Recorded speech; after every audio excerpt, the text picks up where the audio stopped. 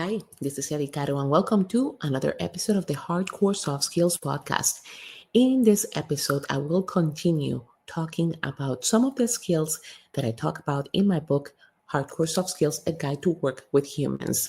And in the book, as I've mentioned to you before, I have a 5 C's framework where is a framework that you can use to learn these skills with your team, which is skills on connection, skills on communication, collaboration, and creation, which is the ones that we are talking about this week, and correct. So today we're going to talk about creativity. And creativity is listed as one of those skills that are essential for the future of work.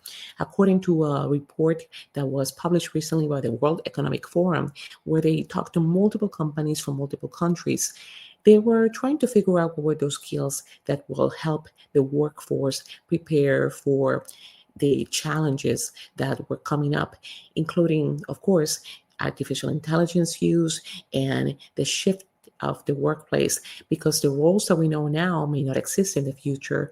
And we need to have those skills that could be adaptable in any situation, and also to enable us to use better those technologies. So curiosity was one of them.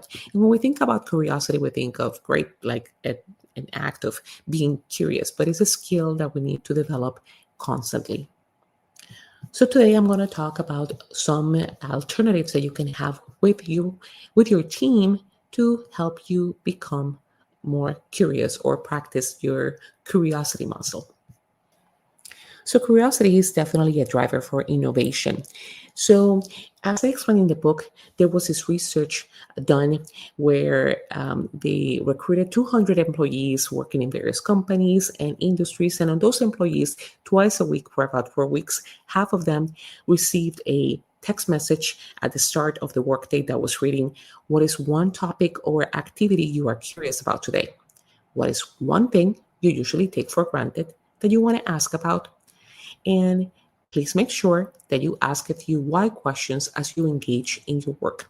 So these were reminders for those people that have of that group, to remind them to be curious about the work that they are doing throughout the day via those questions.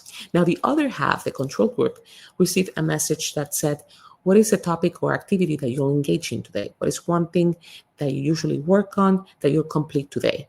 So you see the difference. The first group was on relation to questions about what they're curious about, what they're going to discover in the day.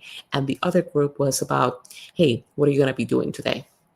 So after 4 weeks, the participants in the first group scored higher than the other group on assessing their innovative behavior at work. So as you can see, just think about that today. Think about, instead of your to-do list of activities, think about, what are you curious about today? What are you going to engage today? So these are very quick things that you can do to start your day and promote that with your team. If you have a daily meeting in the morning, instead of asking them what are they going to do today, you can just ask them those questions to prompt them to be curious throughout the day and help them build that curiosity and creativity muscle. Now, I want to hear how it goes for your day.